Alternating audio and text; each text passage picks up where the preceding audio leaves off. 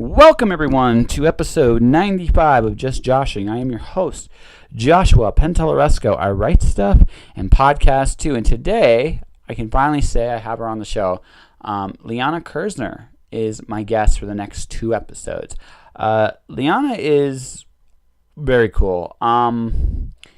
She is the epitome of the creative Renaissance woman. She writes, she does video game media, she does YouTube, she does television, she's done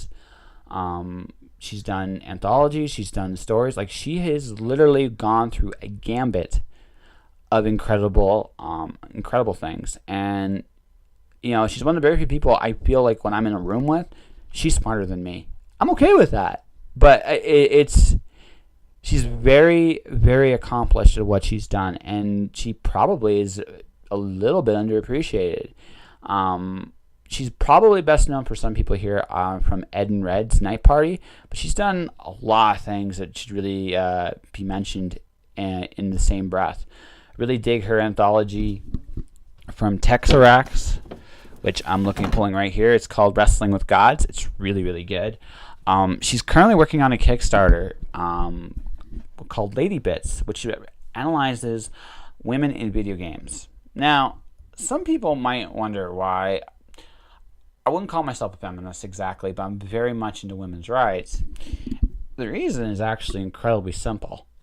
Creatively speaking, most of the people I've worked with have been women, and they've been incredible women, all of them. Whether it's Kristen Dembo, whether it's Florence Chan, whether it's Justine Dowsett, whether you name it, they've all been incredible. Another reason, and a lot more personal reason, is my sister's a creative. And although she's yet to really, really go into this professionally, if she ever does, if I can do anything to help make that road easier for her, I will. It's what brothers do. Anyway, we shall be back with Liana after this. Looking for my archived episodes of Just Joshing? You can do so on my YouTube channel, Joshua Penteleresco. JOSHUAPANTALLERESCO. There you will find past episodes with guests like Susie Vidori, Ron Bender, Ella Beaumont, Colette Turner, Chadwick Ginther, and more. Check out my YouTube channel right now. Again, we talked about this online interview too, but you've been into video games for a long, long time. And I should ask this before we go into this. Did you enjoy Ni no Kuni? Yes, I did. I didn't get to finish it. Yeah. But I did enjoy it. It was delightful. The guy with the lamp on his nose was my favorite character. He's great. And later in the game, he's actually very useful. Yeah, really gut-wrenching, by the way. Like, holy cow. It's funny, I was just thinking about that game yesterday. Yeah. Because what happened is I lent my PS3 to a friend while he was in the hospital. Ah. And that was the game I actually had to pop out of it to give it to. Well, my friend actually died. Oh, and God. so I never got my PS3 back. But I don't care because it's, Oh, it's not as important. You can always get another PS3. I am probably going to have to maybe get a used one back or borrow somebody's for this show because there are a couple games that are kind of relevant. Yeah. But, Ni no Kuni was great. It's, How far did you get to? Well, I got into the actual game where you're exploring the cities and, the actual RPG part of it. And it's interesting. It's,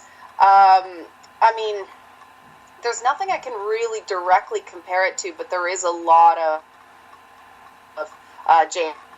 elements to it. Yes. No, they're the character designs in the story are what are really worth playing. It's just a wonderful world. Oh, it's a fantastic world. I won't spoil it for you, but if you get into it really deep, there's another really gut-wrenching moment in there, and you're like, wow. But it's a great story, start to finish, and the bonus content is also in itself a great story. So, oh yeah. Yeah.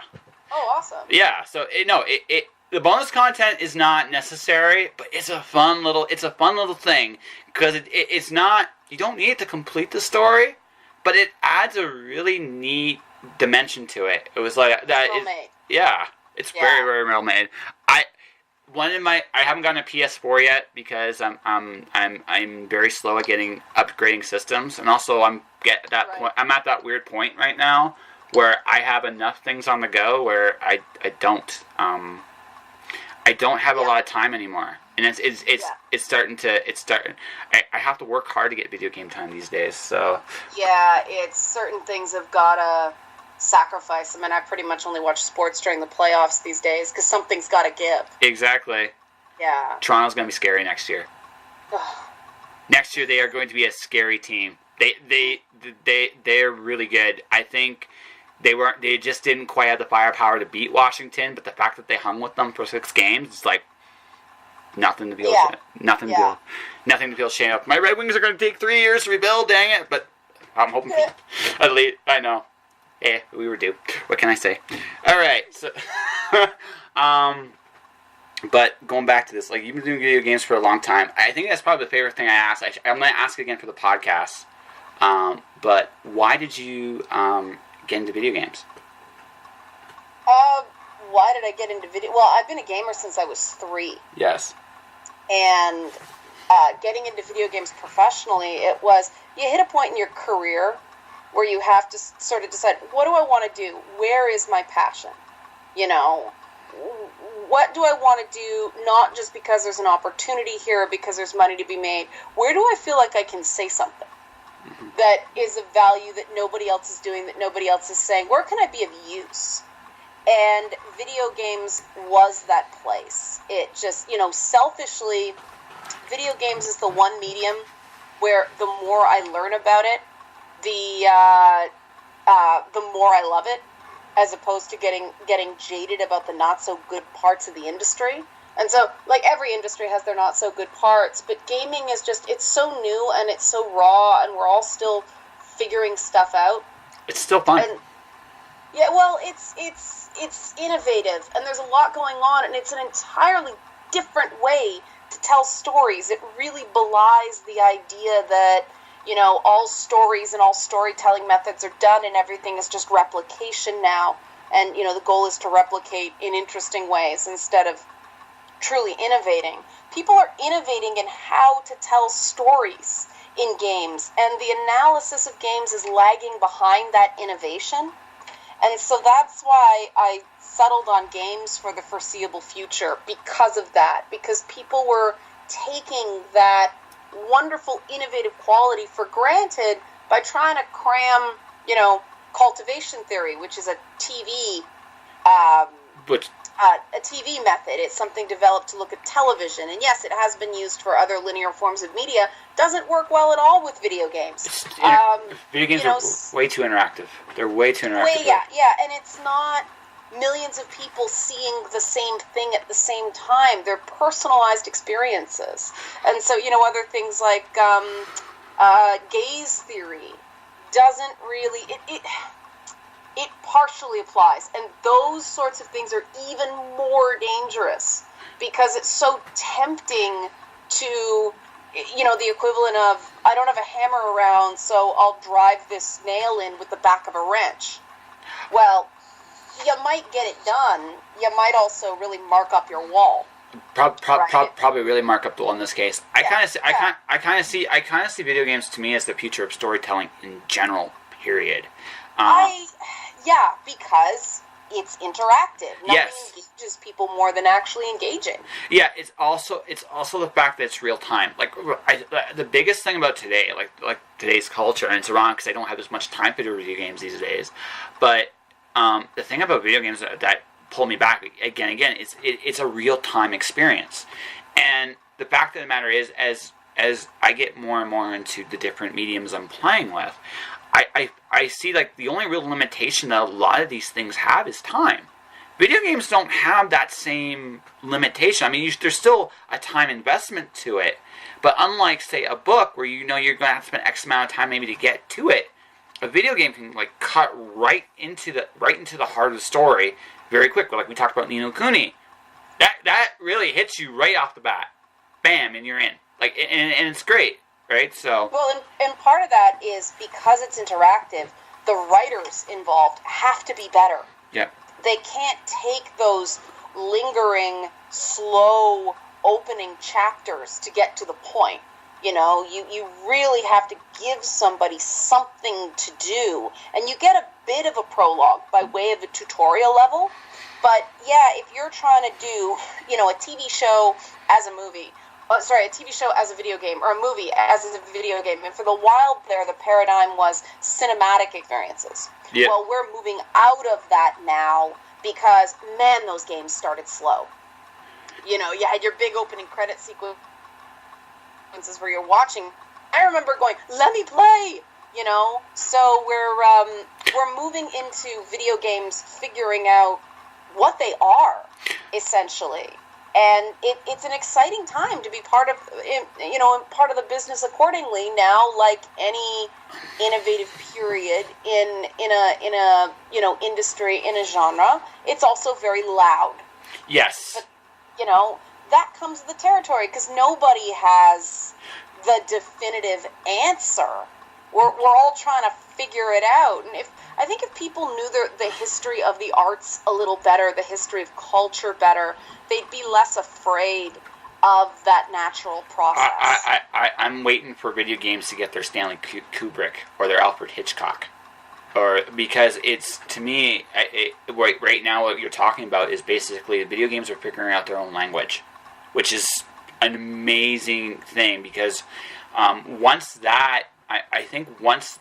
there is at least a standard, I guess, for lack of a better term, and I don't know if that actually can truly exist in a video game, because there's different kind of games, but the idea of like, there's a language of how you tell a story in a video game, like there's a language of how you tell a story in a movie, or how you tell a story in a comic, right? That is right now is where things are really, really evolving. I look at a JRPG like Persona, very slow beginning. They still have that very old school beginning.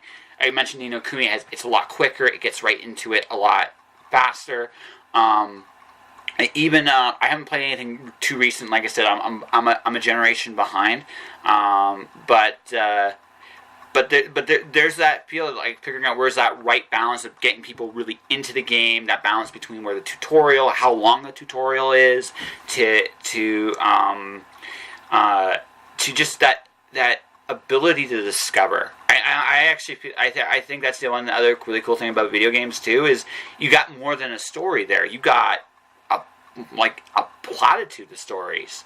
Sometimes that's why you got to be careful comparing it to film roles. A lot of film directors try to adapt to video games and don't do so well, because, you know, the closest thing to a Hitchcock or a Kubrick or something like that is a guy like, say, Notch, the guy who created Minecraft. Yes. You know, it wasn't about his vision. It was about his ability to create a computer program that facilitated the player's vision. Yeah. And the agency, the balance, I call it agency, between player, developer, and the characters, the game itself, what the game can do, is this wonderful balancing act that you don't see anywhere else in media. And I think that's why so many other forms of media seem absolutely terrified by the influence of video games. Well, yeah. Well, I'm working on a novel, and and one of the beta readers, it reads like a video game because it takes place in kind of like a video game world. That was what I was going for, and it was just like, well, no, I don't look at it anymore like just as a writer. I don't look at it as something to be afraid of. I look at it as a challenge. Even though my medium cannot do what a video game can do, I can take into account the fact that video games influences people's expectations of how a story is delivered, and I can either want to be involved. Absolutely, totally. Not only just that, but even the pacing, the speed, and also just the fact. Again, we live in a world now where time is really, really a luxury.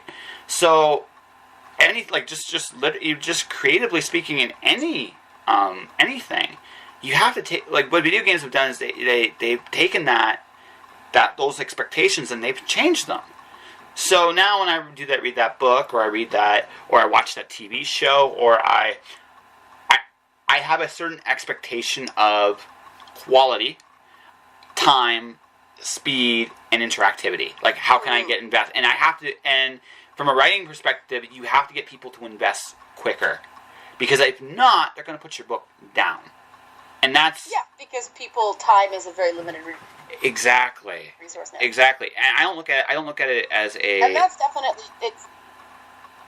Go for it. Yeah, that's definitely changed how people read, right? Because back in the day, people wanted books to be longer and meander all over the place because binding was expensive. And if you bought a book, you wanted a really long freaking book. That's why books from the Victorian age, like, Dracula's one, which is, oh my God, can something please happen? I'm tired of all these letters. Les Miserables is another one. I mean, but although I like Les Miserables better, it's a lot better. The quality is better, but again, it's a product of its time, right?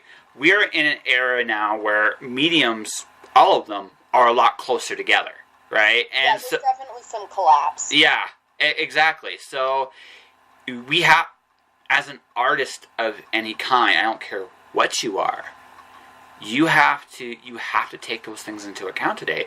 We're in a new era. We can't shy away from the fact that this is a new era. We have to embrace it. Otherwise, your audience will leave you behind. That's just the way it is. Well, and that doesn't mean that the basics of storytelling have changed all that dramatically. No, not at all. It's just being a little bit open to the idea that, gee, maybe we haven't got this all figured out. Maybe there is still more to expand. And sometimes a story can start slow and it works, but that's why, I mean, you may get somebody to beta read your novel, but that's not the same as somebody playtesting your game. Exactly. You have to be prepared to bring people into your game essentially at the midpoint, because you are going to have to reassemble that based on what the player experience is, and that's very humbling. Yes. And it leads to a completely different sort of creative process than a novel, which, like, yes, the editing process can be sometimes quite extensive, but it doesn't change, it doesn't change on a very fundamental level what the book is. Like, the central gameplay mechanic in a game can stay the same and the entire plot changes, or the gameplay mechanic, changes to better suit that particular plot. Usually it's the other way around because the gameplay mechanics are workshop first. Yeah. But that gameplay is sort of a fourth dimension that you don't get in linear mediums. Well, it's like, okay, so it's like, again, just a different, like a more physical universe. Magic the Gathering does what they call a top-down design. The idea being is that their world and their mechanics in the game of that time match. There's a feeling, an experience that they're creating when they're doing it, and they do all kinds of playtesting internally more than externally. But that's almost the same kind of thing with a video game. When you have introduced a playtester, what you're doing is you're collaborating with your audience. Is what you're doing. You're going, okay, what do you think of this, and how does this feel? And then you have the challenge that playtesting is a subjective and inexact science.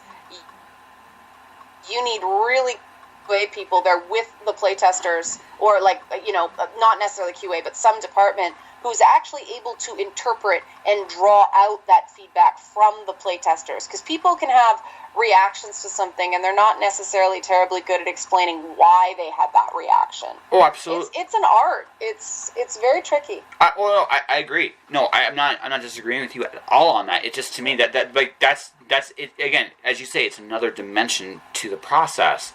But again, it's also, I actually could honestly see this up in the way. The video game companies would actually, it would, like, Blizzard's really smart about this. They encourage a big community with what they do, and the reason they test the shit out of their products before they release them too. Yeah, no, absolutely. But that's ingenious.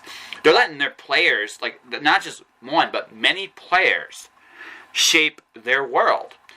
Okay, again, I'm a card game guy, just the way I am. But Hearthstone is one of the most successful games right now that Blizzard has, and I would argue right now there are better card games on the market. In fact, I play some of those.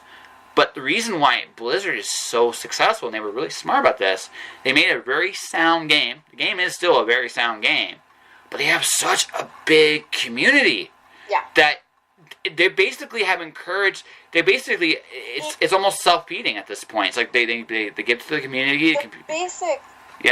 The basic learning curve is also relatively short. Mastering the game takes a lot longer, but it's easy to figure out the basics fairly quickly. Yes. And Blizzard's very good at that. Very, very good at that. That is their absolute strength as a developer. And, they're being very rewarded for it, and good for them. Absolutely. But I think that's the business model, I think, for any gaming company, I think, in the future, because you want to encourage a community. You want to encourage people to be involved. And I think video games, I think the interesting thing is most mediums right now have created like big divides. It's almost like cells dividing. Books, I told you when we started this chat, was they're going everywhere. Everybody's got a book. Everybody's got like music. Everybody's got this or that. But video games have somehow managed to, by and large, maintain their communities. Partially because they're a lot harder to make a good game. Part of that is also because video games are heavily stigmatized, so gamers kind of stick together because there's a very us versus them thing going on right now. And I find that very, very sad because it's not fair. No. The stuff that's been leveled at gamers over the past, it's been going on for a while, but over the past 3 years, it's just been an unfairly negative narrative. And I hate using the term narrative. I believe that, there's what is true, and then there's what is not true.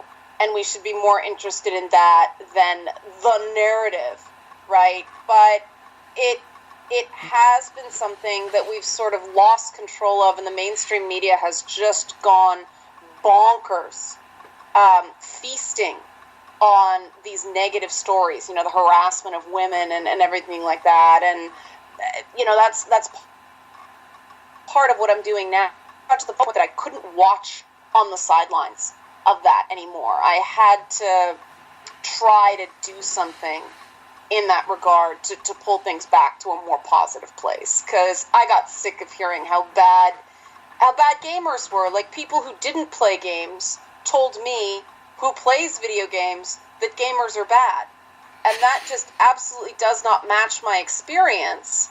And so I think that at the very least, and I've heard this from quite a few people, if somebody's going to criticize games, they better be a gamer.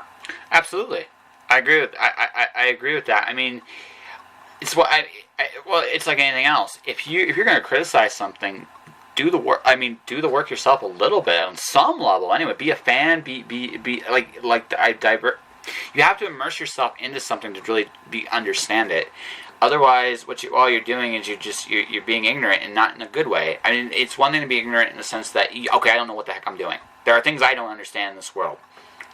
I'm okay that I'm ignorant that way. Just making a bland statement about something or someone without actually immersing yourself into who they are or what they do, right? Part of the issue is that gaming is dismissed as lowbrow culture. Yeah. And so the powers that kind of snoodily think that, oh no, what we do is art, what you do is, insert pejorative here. But it means that people who may be good at other things come into games and think they can critique it like a book or like a movie, and it's not the same thing at all. Something could be, an absolutely terrible movie, but make a wonderful video game. Medium informs what you can do with a story and how the story is executed. If you take a game like, say, the original BioShock, that, structurally, that game is almost identical to a game called System Shock 2, where there's a twist in the middle, and the person you thought was the person leading you around actually turns out to be the enemy you're hunting, and all that stuff.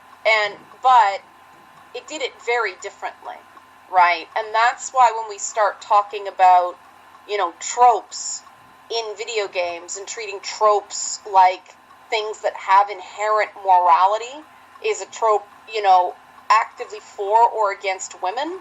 Well, we can't say that with any certainty. How's it used? But we are in right now in gaming where we're just, mouthing things people have said about other mediums, and it doesn't work. There aren't enough analysts right now with a profound enough understanding of games as games to get us good data. And, that's sort of what I'm working on. Yeah, and I'm going to be really curious to see it, because I'm like I said, just what little I do know of you. You have a very critical mind. You analyze things very, very well, and you're very thorough. So I'm going to be curious to see what your conclusions. Is there a particular episode in your series you're actually really looking forward to getting into? Well, all of them. Yeah, well, obviously, but I'm making you choose between your children for now. But it's I'm the one that the research has been the most interesting, most challenging for me is, the episode about what benefits women bring to a game development team. And I'm not going to spoil anything, but it really did. The data was quite interesting in, direct versus indirect benefits, whether, you can just smack a woman in there and go, hey, we're better, or whether it's a more complicated, convoluted process. And that one I'm looking forward to doing. But I mean, it's so far I've got the base funding for 6. So all those 3. Where it's going to get really interesting is when we blow past all the stretch goals that I've got listed now, and the viewers actually get to suggest episode topics. Yeah, that's going to be a really great challenge, because that's almost like writing to prompt. Pretty much, yeah. That's going to be kind of wild. I'm personally looking forward to watching you yell charge, because you're almost there. Have you gotten to 300 yet as of this moment, or not? I have. As I am talking to you, I am preparing for that video. It's gonna be awesome. It's gonna be a twist on the Leonidas speech on Spartan law, but with a gamer and a very me twist. That'd be cool. The fact that there's over 300 backers in 4 days. That really says something about how gamers really feel about gaming and,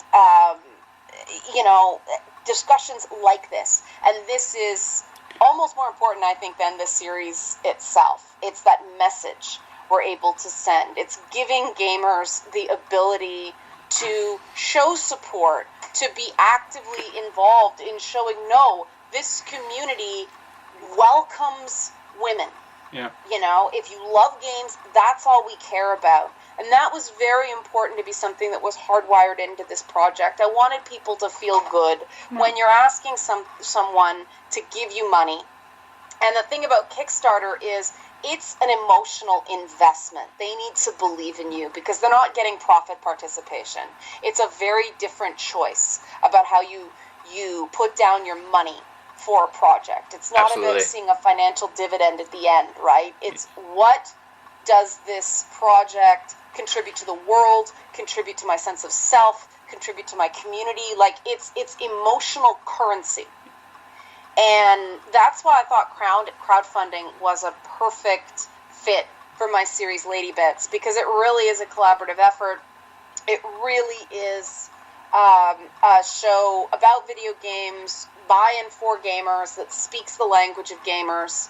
And I think that's very important for people to be able to see, who may not be very aware of video games or play video games themselves, see that no, it's not what you think. And it's so easy to say it's not what you think. But the closest thing I can compare it to is the messages gangsta rap sends to white suburbia versus what gangsta rap says to people living in Southside Chicago, in Compton, in, 8 Mile, these neighborhoods that are impacted by the things those songs are about. The for us, by us movement in hip-hop, I think, is very educational when it comes to gaming, because an image, a moment in a game means a different thing to a gamer who inherently understands that concept of interactivity than an analyst who may have hopped over from analyzing TV shows or analyzing movies or music or something like that. It's really not the same because of the fact that, a director confronts the audience with something difficult, knowing that there's nothing the audience can do to affect the outcome. They are passive observers. They sit there and watch. And the famous example of that is using a female protagonist on the Alien franchise to make the audience feel a sense of protection for the main character, because she's a woman. There's a societal stereotype that, we must protect the women's. Well, when they try to transplant that over into gaming, it fails terribly. Mm-hmm. And so then you sort of get the, misogyny! No, it's equality. Gamers see that Avatar as extensions of themselves, not some poor defenseless woman they have to protect. And this is where the dialogue breaks down, because people from outside of gaming who don't play games, who don't have interest in games, could actually be hostile to games, are somehow psychically trying to divine what gamers think, what gamers, interpret from a particular game, instead of doing the simple logical thing and asking the gamers. That's the part of it I have found so utterly foolish. And it's not that these people aren't good at what they do. It's just gaming isn't what they do. And, somebody who's James Gunn has taken a lot of crap, or at least he did before the movie opened, about, he's a horror director that's doing this big blockbuster space opera.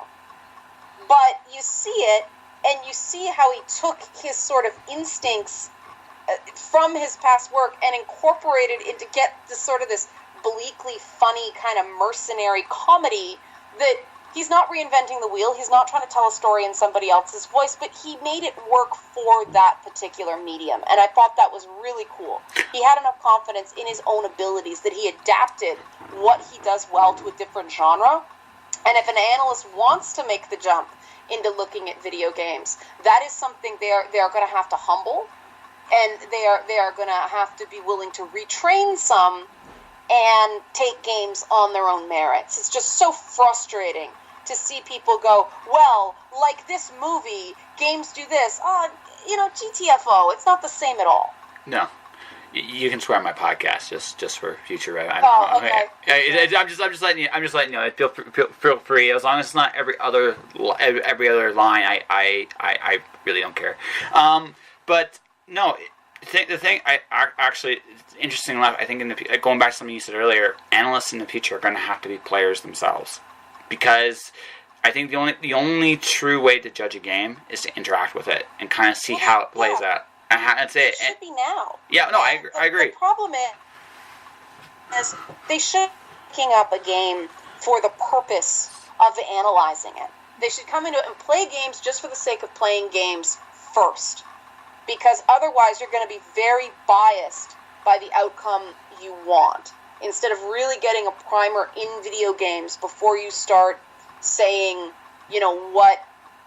what this says about the greater culture or whatever, because in a lot of cases, especially in Japanese art, it says absolutely nothing about the greater culture. It's intended to displace reality, not reflect it. Exactly. So if you're not catching that this is a form of media that actually does something different than film and television and the propaganda tools of the past, you're just going to have gamers shout you out of the room, because that's what happens to people who don't know what they're talking about. Mm-hmm. And it's very unfortunate that the people who have had that subjected to more often are women, because it's created this false narrative that gamers are misogynists. And there are obviously misogynists in any pool of people. Misogyny is a human problem, but it's not uniquely a gamer problem. No. And I find it very frustrating that, various groups have tried to make gamers seem uniquely misogynistic when, I've worked in television, I've worked in radio, I've worked in, dabbled in a little bit of independent film here and there, all that stuff.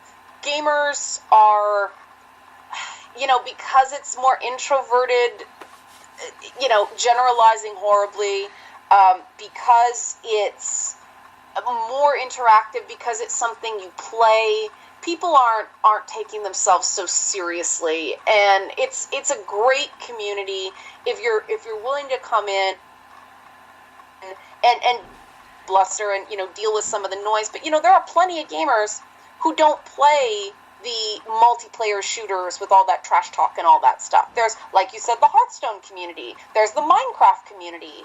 There's, these action platformers. There's wonderful indie games like Undertale, which are just, adorable and full of meme goodness. So anybody who tries to say gamers are no one thing except somebody who loves video games.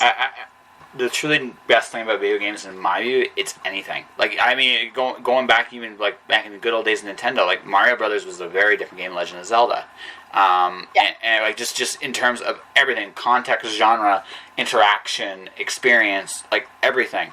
And today it's even more so because everybody, and because the really cool thing too is, if you're a gamer, everybody's got their favorite games. Everybody. Yeah. And it's all different, and it's all wonderful. And the deeply personal relationship that people have with their favorite games is something that can't be understated. And that's why you got to be really careful when you start going, oh, this game has problematic content.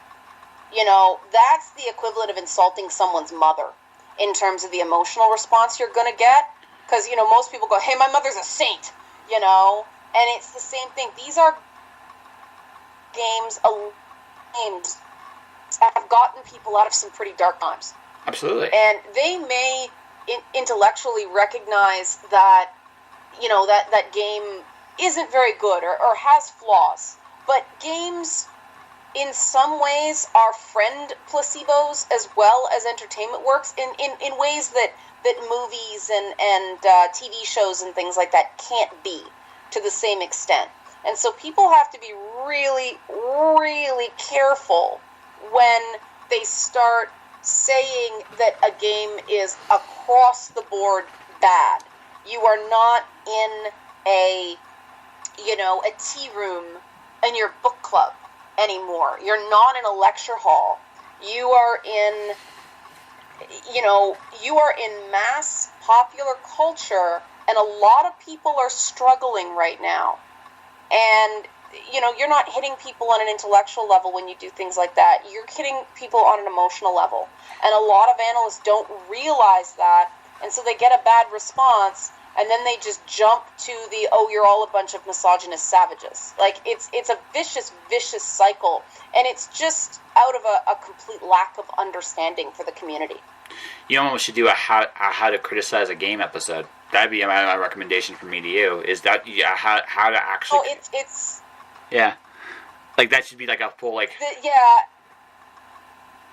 That's not a bad idea. I mean, the bonus episode for backers is an episode that is not going to be released publicly. It's just for backers, but it's like how to make gaming truly more inclusive instead of just more politicized. Because a lot of people say, just keep your politics out of my games. And then when you point out, well, a lot of these games are intensely political. Grand Theft Auto is intensely political. It's Absolutely. The story of crime. It's crime noir. With a lot of color. Yeah, a lot of color and a little bit and cooler music than most of the noir stuff you see. But it's noir. It's noir to a fault, actually, because there's almost nothing good happens to any of the characters in that game, and it's a nasty world and a nasty place, and it says an awful lot that you can see stuff like this.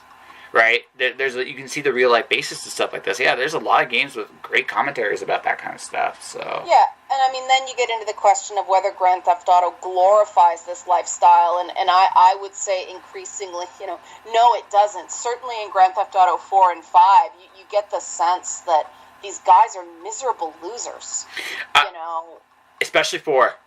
4 Yes. was really bad for that. You got the sense that he was put in a dark place. 3, the only thing I will say about Grand Theft is just I think it's one of those situations, especially in 3 and 5. Sometimes the extra stuff that was in that game, from the outside looking in, I could see why someone would say that. Because there's a lot of extra things you can do. I know me personally, I had a lot of fun doing all. I didn't play Grand Theft Auto 3 to play the actual game. I did all the extra stuff because that was way more fun. And I hear that a lot. I'm most familiar with Grand Theft Auto 4, I admit. And that one had that whole, war story background, but Yeah. it was funny. I mean, there's after some encounters of prostitutes, you hear the guys like, what have I been reduced to? And all that stuff. And it's just like, oh man, you're killing me here. No, Why but am I that's so unhappy? okay. So this is one of those things where the gameplays are different. So okay, I may edit this part out for the podcast. I don't know. So Grand Theft Auto 3, right? You could ignore the game if you really wanted to. You could just do other things. I was working for James Owen at the time, and so he would play that game, and it was hilarious because all he would do is run people over with his car, but you could do everything. You go to other cities, you can steal trains, you can it's one of those things where that game. One of the reasons it was so good was all the extra things you could do. In fact, you didn't need to play the game; you could get hours of enjoyment. I mean, it's a really. There's an understanding that completion rates in games are notoriously low, and Grand Theft Auto is one of those games where basically people are going to play that game the way they want to play it. Yeah. But and most people I know who call themselves avowed Grand Theft Auto fans, they didn't finish the campaign. No. Campaigns aren't that interesting. I mean, by and large. And take selfies and fart around, and I'm more of a Saints Row fan myself. Saints Row is way more fun. I like the stupidity of it. Yeah, no, it's absurd, but that's like they made it. I think it was 3. I think when they made that decision, they weren't sure whether they were going to be a serious game or a silly game. They were trying to find like their own identity. I think like 3, they said, you know what, screw it, we're just going to have fun and screw everything. And so it's trying to be a Grand Theft Auto punk. Yeah, exactly, and I love that series because it doesn't pretend to be anything it's not. It's just like I think that when you talk about Grand Theft Auto as well, a lot of people are actually talking about Grand Theft Auto 3 onward. Yeah. That is sort of where that franchise found that really dark satirical edge. Yes. They just realized we're going to make games about horrible fucking people. Yes. And the themes of affluenza and things like that in 5. I'm actually tomorrow going to actually play the game multiplayer for the first time because we were like, I'm doing this thing with this streaming thing, and I was like, what do you want to play? And these are all PC gamers, and I'm like, you know what? This is a good excuse for me to jump into 5.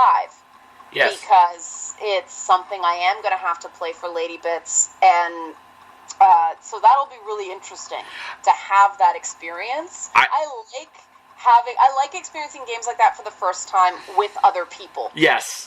Ark Survival Evolved is another game that I really enjoyed my time on because I was getting a guided tour by other people. World of Warcraft was I did not enjoy those games at all on my own. They're too slow. But with other people, it's like hangout time. Absolutely no. Okay, World of Warcraft. I am not mature enough for that game because I played it a couple times and then 8 hours went by and I just realized that if I played this game, I would not have a life. By life, I mean creative life. That's why I dropped a lot of MMOs too, because the experience of playing those MMOs is inherently creative. You scratch that itch. Not even just that. It's well, it's going back to something with Grand Theft Auto. It's an open. You play that game any way you want to play it. Yeah. Anytime. So if I want to just farm stuff, I can farm stuff. If I want to be Leroy Jenkins, I can be Leroy Jenkins. Nobody would want to play with me after I'm Leroy Jenkins.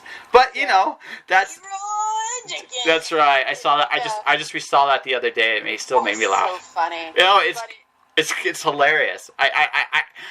It's priceless. It's like, God damn it, Leroy. We used to have chicken. It's like, like what? But the thing is, though, we've all been in a raid where somebody did that. Yes, that's the thing. We all know a player like this, whether we've done it in an MMO or we've done it in an RPG, right? I've been that player in RPG. My character had a drinking problem. Sometimes you get sick of the amount of time it takes to get a WoW raid together. Exactly. Right? Like, let's just go. Like, this isn't actual life and death. Let's play. Like, holy shit. Yeah, exactly. No, exactly. Well, yeah, because if you want to do like this perfect strategy kind of thing, you need a lot of players, and that's a lot. In all fairness, that's a lot of dedication. Like, that really, really is. And that's why it's replaced, like, pickup basketball. Yes. For a lot of people. Or backyard football or road hockey for a lot of people. And there is a lot, like, I know some people who have their game that they play while they're waiting around for their WoW raid to start. Because it takes a good hour to get everybody there. Exactly. Yeah. For me, like I said, I play games like Hearthstone and Shadowverse because they're quick.